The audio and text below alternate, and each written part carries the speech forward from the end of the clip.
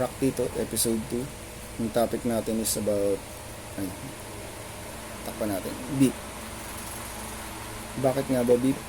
Gaya nung nasa background, yung biggest beef sa music industry, which is the biggest musical rivalry between Michael Jackson and Prince. Saan nga ba nagsimula yung beef nila? Nagsimula to noong 1983 sa isang show ni James Brown.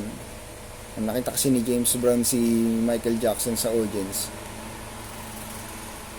Baling ginawa ni James Brown, tinawag niya si Michael Jackson sa stage para umakyat, para pakita yung ng konti kahit pa paano yung talent niya.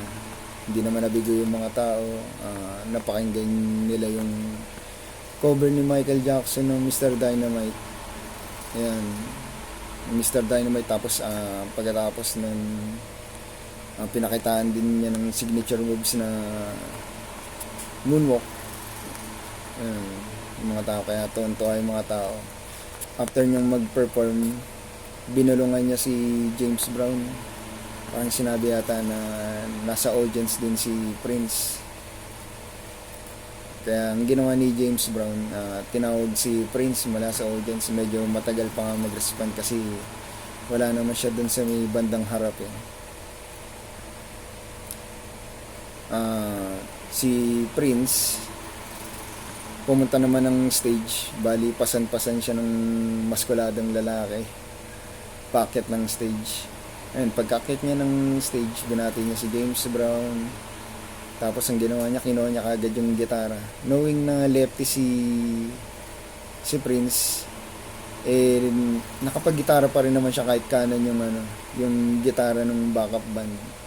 Tsaka syempre parang hindi lang yun yung gustong maipakita ni Prince na talent niya. Yun. Pinakita niya rin yung talent niya sa pagkanta tsaka pagsasayaw. Pero yung sa pagkanta,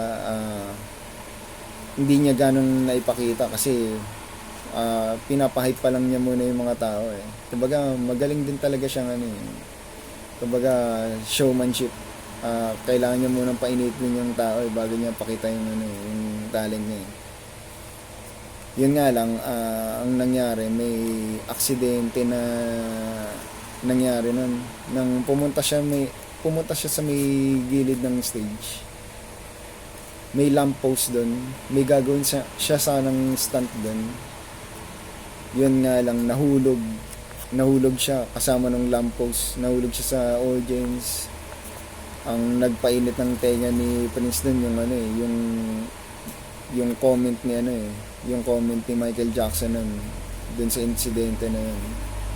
Kaya parang merong usap-usapan na inabangan ni Prince sa labas si Michael Jackson, parang i-hit and run sana siya ng limousine niya. Tapos meron sanang collaboration sila kasama si Prince dun sa project na We Are The World.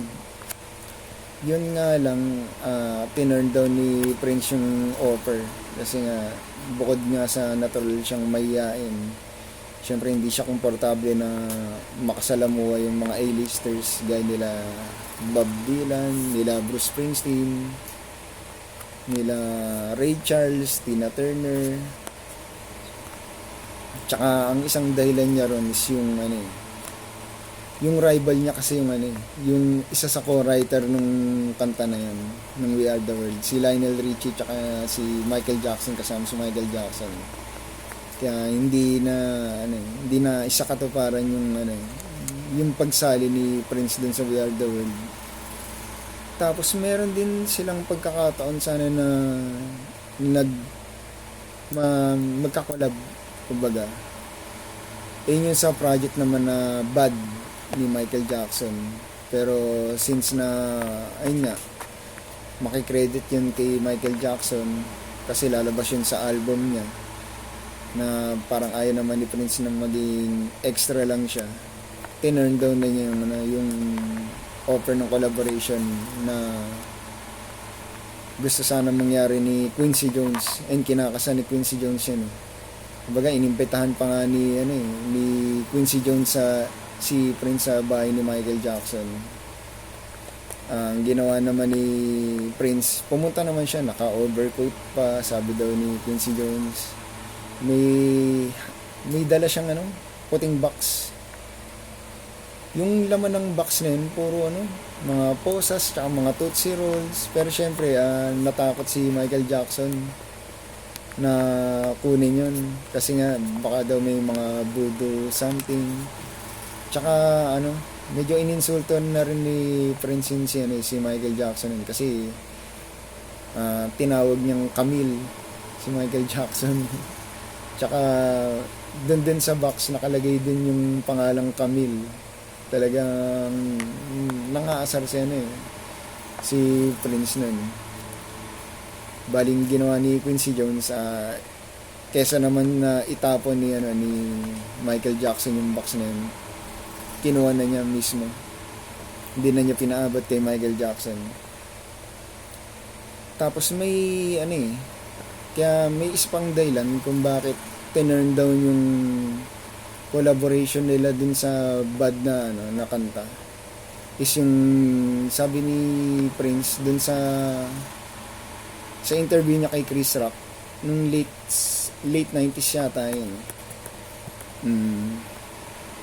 kay Chris Rock, na yung first line kasi ng Bad is yung your butt is mine. Parang sinabi ni Prince na para kanino kakantahin yun, kasi sure daw siya na ayaw niyang kantahin ni Michael Jackson para sa kanya, ayaw din naman niyang kantahin yun para kay Michael Jackson. Parang gano'n. Parang dun pa lang daw may problema na. Pero bukod pa naman dun nagpasa ng demo si Prince after na marinig niya yung version ni Michael Jackson, kasi hindi niya nagustuhan yung version ni Michael Jackson ng Bad.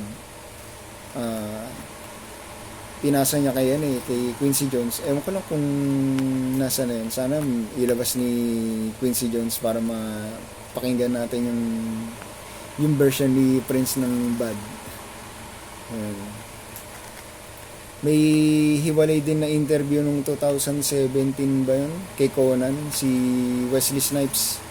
Si Wesley Snipes pala, lumabas dun sa music video na Bad ni Michael Jackson.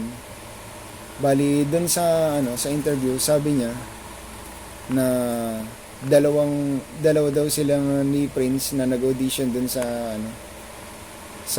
Bad video. Pero natalo daw niya si Prince sa kaya sa kanya napunta yung role. Pero meron din naman na isa pang interview na sinabi naman ni Prince na parang hindi okay naman magiging hit din naman yan kahit na wala siya Yun. Tapos yung ba yun? May incident pa na nagpingpong sila natalo naman ni Prince si Michael Jackson. Kwento ng sound engineer, na nabitawan ni Michael Jackson yung paddle niya.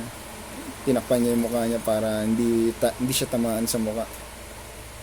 Tapos sabi ni Prince, did you see that? He played like Helen Keller. Parang inaasar-asar niya si Michael Jackson dahil natalo.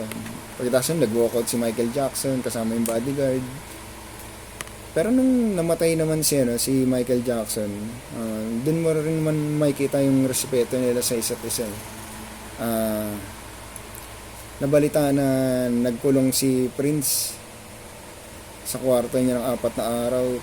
Talagang kinancel yung mga rehearsals. Tapos nag-cover pa siya ng Don't Stop Till You Get Enough dun sa open air festival dun sa Poland. Kumbaga healthy rivalry, pero music pa rin yung nagbubuklod dun sa dalawa. Yun lang.